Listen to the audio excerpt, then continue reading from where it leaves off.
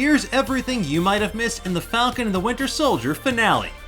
It's finally over, folks. After 5 episodes full of shocking revelations, unexpected dance moves, and murders most foul, the Falcon and the Winter Soldier had quite a bit of ground to cover in its finale. So did episode 6, titled One World, One People, rise to the challenge? Well, honestly, yes. Yes, it did. The series wrapped up most, if not all, of its dangling plot lines, answered some burning questions, and gave us a safe yet satisfying conclusion to the series that was intended to be the start of Marvel's grand Disney Plus experiment.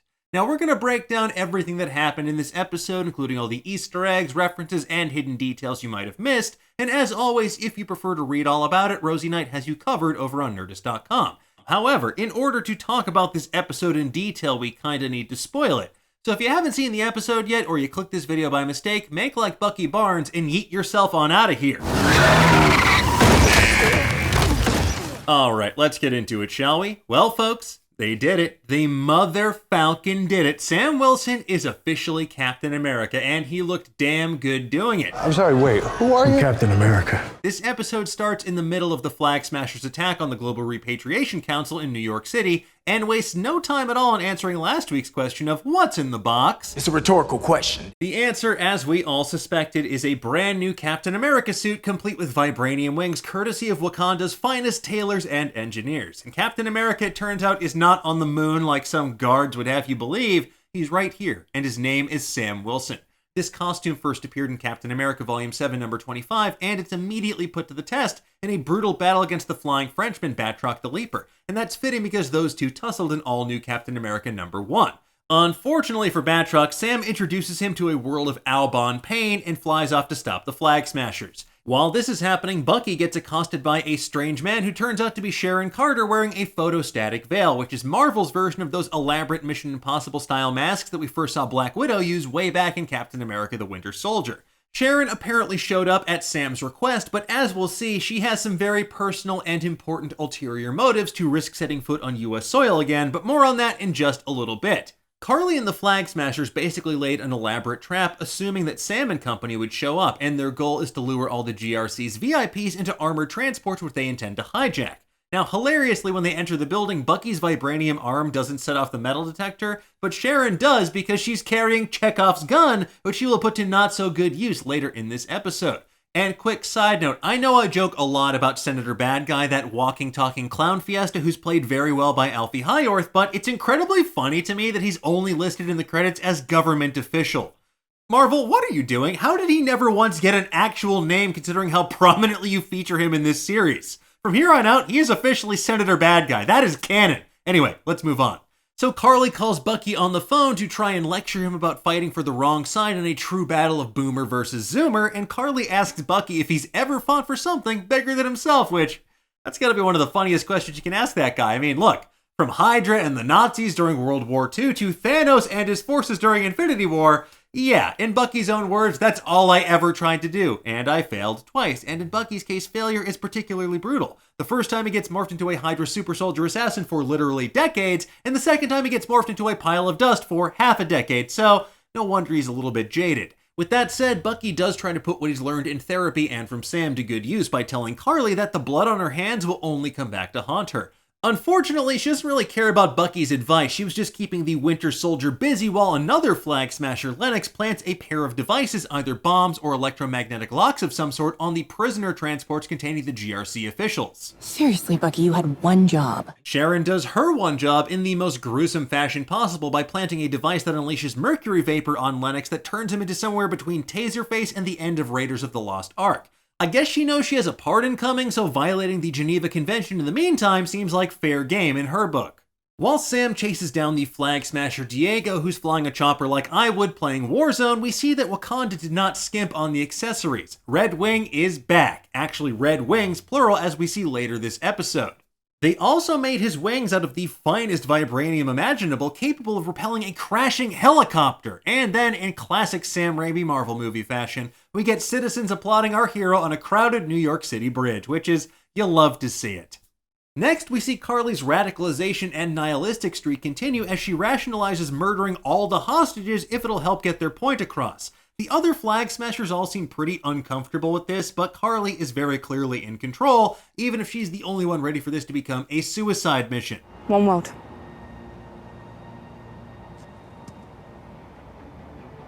One world. In a move similar to Steve Rogers in Captain America the Winter Soldier, Bucky launches himself as a human beef torpedo towards the Flag Smashers, and Carly pulls an audible by setting the van on fire, forcing him to play the hero and free them from a fiery demise. Fortunately for Bucky, Captain America is here to help. John Walker and his bootleg shield are here for truth, justice, and unresolved trauma around Lamar's death. Carly tries to apologize to Walker for killing his best bud, but she puts her entire foot in her mouth when she says, "I didn't mean to kill your friend. I don't want to hurt people that don't matter." And that turns Walker's depression cosplay into aggression cosplay real quick. While Bucky goes absolutely ham on the van door, Walker tries and fails to take on all of the Flag Smashers at once. Sadly, his shield is nowhere near as strong as his belief in himself. And honestly though, if nothing else, this episode serves as a testament to how damn durable and strong vibranium is. In addition to making a literal helicopter bounce off of it, Bucky's arm repels a Flag Smasher jumping off the top turnbuckle like it's nothing at all. I hope Bucky also has a vibranium knee, because that superhero landing has to be rough on an old man like him. Meanwhile, up in the sky, Diego earns himself the ass-whipping of a lifetime as Sam spears him out of the chopper and yeets him into the Hudson, which, if you've seen Seinfeld, you know that's one hell of a place to wake up, burlap sack or no. Moving on, Carly does an absolutely terrible job of parking this van full of hostages, which in turn sets up John Walker for his toughest choice yet, getting vengeance for Lamar's death, or proving to himself that he really can be the hero that Lamar believed he was. And as his crumpled shield falls to the ground, Walker does his best to pull that van back over the ledge. And I mean, look, the dude still murdered a man in cold blood in front of a crowd of onlookers very recently, and this kind of feels like the bare minimum, but it's still a nice moment of clarity for this deeply troubled character. Thankfully, the real Captain America, not the Black Falcon, as one onlooker mentions in a callback to episode 2, is here to save the day. Sam uses his wings and red wings to help push that van back up over the edge, and honestly, it's one of the best moments in the episode as we see not only this crowd of cheering onlookers celebrating, but John, Bucky, and the Flag Smashers get to see what a real hero actually looks like. Unfortunately, Carly isn't as thrilled as everyone else. She tries to spear Bucky with an iron rod, but Bucky reacts with preternatural instincts. He may forget to use his vibranium arm in the heat of the moment, but he wasn't born yesterday. Rather, he was born exactly 100 years ago tonight. Anyway, it's about to be the Winter Soldier of her discontent when Sam shows off the end result of all those backyard training drills with the shield. And we also get a fantastic line from Carly, which I know my editor Matt will weaponize against me the next time I mention Mephisto. You of all people bought into that bullshit. Before they can battle, though, Batroc hotboxes the construction site with smoke grenades, and then things take a turn for the Scooby-Doo when Walker and Bucky split off in the nearby tunnels, leaving Sam all by his lonesome. Hey gang, let's split up! And then the Scooby-Doo of it all gets even wilder and more fitting because we learn that Sharon Carter really was the power broker all along. I mean, look, she even took off a cartoonish mask earlier in this episode, and you thought her Android phone gave it all away. Ruh-roh indeed. That's right, folks. As Carly puts it, Sharon wanted to control a world that hurt her, so she made super soldiers to use as weapons and broker all the power she possibly could. And of particular notice when Carly says that she isn't interested in power or an empire, which has us wondering if Sharon could be laying the groundwork for another empire that definitely does have designs on planet Earth, namely the Skrull Empire and the impending secret invasion coming to a Disney Plus near you. Now consider this, while Sharon was left to rot following Civil War, branded an enemy of the state, and her ex-boyfriend got together with her aunt, she was also revealed to have been blipped during Avengers Endgame. Now considering that the Falcon and Bucky Show takes place just 6 months after Endgame, that's a pretty rapid rise to power and some hastily manufactured super soldiers too. Now Sharon was admittedly living off the grid in Madripoor as a black market art dealer, and now we know the power broker, so maybe she didn't get blipped at all. Although Emily Van Camp is all about revenge according to her IMDb, I'm curious if Sharon Carter really is Breaking Bad, or if she's actually a Skrull in disguise. Regardless, she is definitely a force with which to be reckoned, especially considering how many people she's fooled and continues to fool. What follows is a good old-fashioned Madripoorian standoff as Sharon shoots Batroc and Carly shoots Sharon. And then Sam shows up and gives us his best version of Steve Rogers' I can do this all day by refusing to fight back against Carly, constantly getting back up even as she rains blows down upon him. While this is happening, Bucky and Walker hack the Flag Smashers app and lead Dovich and the others into a trap, and we see the number 105 on the app, which could coincidentally correspond to Captain America 105, a story about fighting Batroc the Leaper in New York City. Anyway, Bucky rightfully clowns on Walker for dropping a Lincoln quote after this because just shut up, dude, you suck. Lincoln? Really? Great man. Great quote. Not when you say it. Back underground, the vicious fight takes a turn for the tragic, and Sam can't mediate his way out of this one, but he doesn't have to compromise his morals because Sharon shoots Carly, who then bleeds out in Sam's arms, which kind of feels like the bleakest possible ending for this character. With her dying words, she apologizes to Sam, and Sharon breathes a sigh of relief that her secret is safe. Outside, just exhausted by this endless cycle of violence, Sam descends like an angel holding Carly's lifeless body in his arms in what feels like a parallel to the cover of Captain America and the Falcon number 8. What follows is one of the most powerful scenes on the show if you're able to suspend your disbelief a little bit and embrace the comic book corniness of it. Sam reads Senator Bad Guy and the rest of the GRC the Riot Act for labeling Carly and the Flag Smashers terrorists while they use armed peacekeeping troops to force millions of refugees into dangerous camps. And this is where Sam truly shines. He utilizes his background as a counselor. He has an uncanny ability to cut through the bullshit, and his innate empathy lets him connect with others even in the heat of the moment. As Sam puts it, he's a black man carrying the stars and stripes, and he knows there are millions of people out there who will hate him every time he picks up the shield. But he perseveres because he must. No super serum, no blonde hair, no blue eyes, just Sam Wilson, the only man for the job. And as Bucky proudly watches Sam give this speech, he realizes that Steve wasn't wrong about either of them like he worried back in episode 2. Remember Steve's quote way back from Captain America the Winter Soldier. But the price of freedom is high. It always has been. And it's a price I'm willing to pay. And if I'm the only one, then so be it. But I'm willing to bet I'm not. Now Cap's bet paid off, and both Sam and Bucky proved they were more than willing to pay the price and answer the call of duty. The last time the whole world was watching Captain America, they saw John Walker tarnish the legacy of the shield quite literally by spattering it with blood and using a symbol of protection as a weapon of unspeakable violence. Now, though, the whole world is watching, including John Walker, Isaiah and Eli Bradley, Sarah Wilson, and Joaquin Torres, as Sam Wilson reminds people what Captain America can, should, and must be. Someone who speaks truth to power and fights for what's right no matter what. What really cuts them to the core is when Sam tells the GRC they have as much power as Thanos, the insane god, and a misguided teenager like Carly, both of whom brought the world to their knees for reasons they believe to be just. It's a great recontextualization of Uncle Ben's iconic "with great power comes great responsibility," and it's instant proof in the pudding that Sam Wilson is the only man for the job. And equally nice is Bucky's "nice job, Cap," because you can tell he's just so proud of his friend for really rising to this occasion. As Bucky takes Sharon to get medical attention, Sam reminds her about his promise to get her a pardon. But for Sam, duty calls and he's always ready to answer, flying away as the Captain America theme swells in the background. And I should mention, Sam isn't the only person to have a moment of unexpected triumph.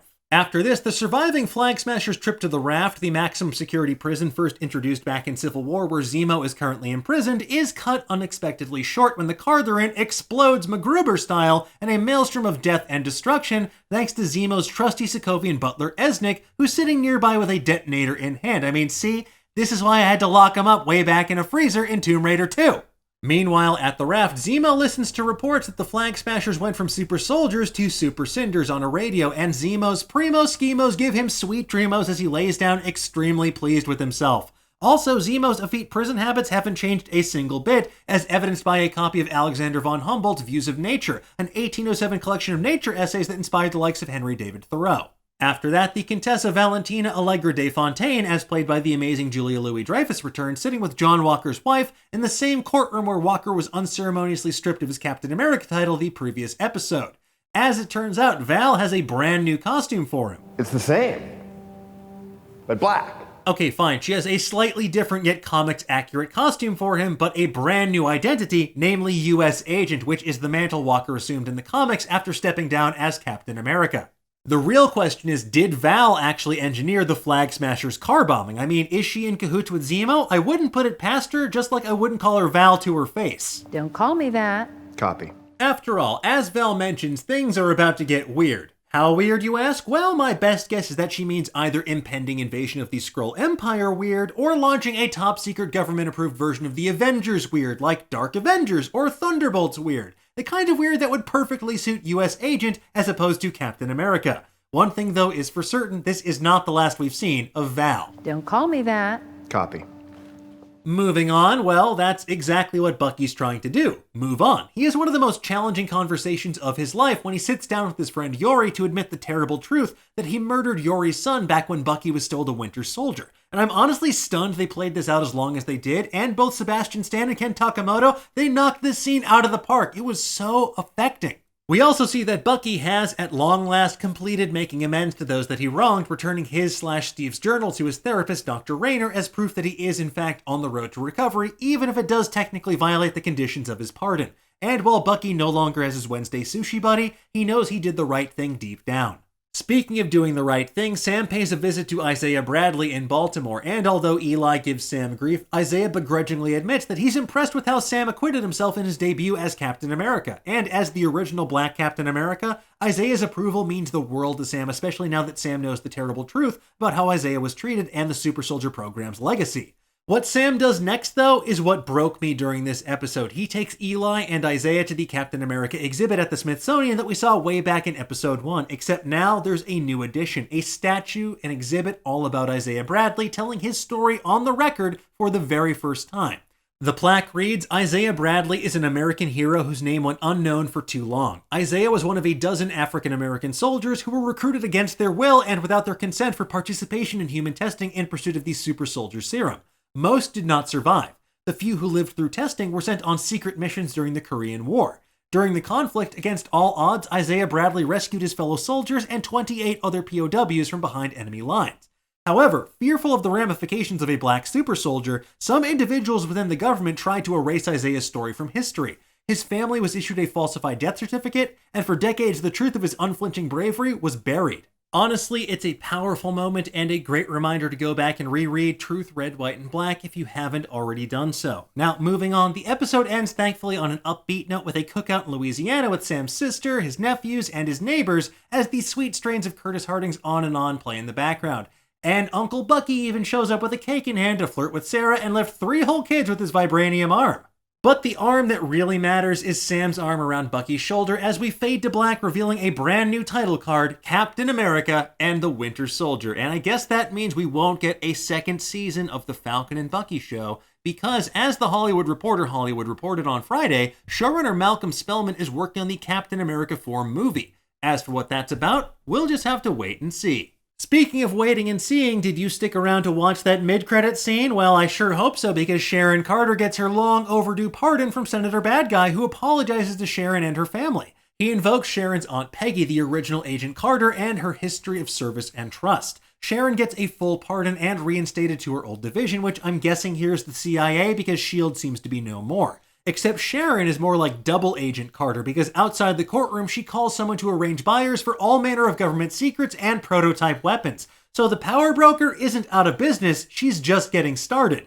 But what is all of this building towards? Well, there are a couple of logical conclusions. The most fantastical is that this is going to build towards the Weapon Plus program and eventually characters like Wolverine. But the more logical conclusion is that this will lead into the events of an upcoming Disney Plus series like, say, Secret Invasion or more likely Armor Wars, in which stolen Stark technology leads to all manner of mechanical mayhem for War Machine and the soon-to-be-introduced Riri Williams as the upcoming Ironheart. Regardless, Sharon Carter isn't playing around, and we'll just have to wait and see what exactly she has up her sleeve. Anyway, folks, that is everything we spotted in the finale of the Falcon and Bucky Show, and we're going to have plenty of other juicy Marvel content coming your way while we bide time until Loki premieres in June. But in the meantime, tell us, what did you think about this episode? Did you spot anything that we missed? Well, maybe I did. No, I'm kidding, I didn't. Or did I? Let us know in the comments below, and for the latest and greatest in the world of pop culture, stay tuned to Nerdist.com.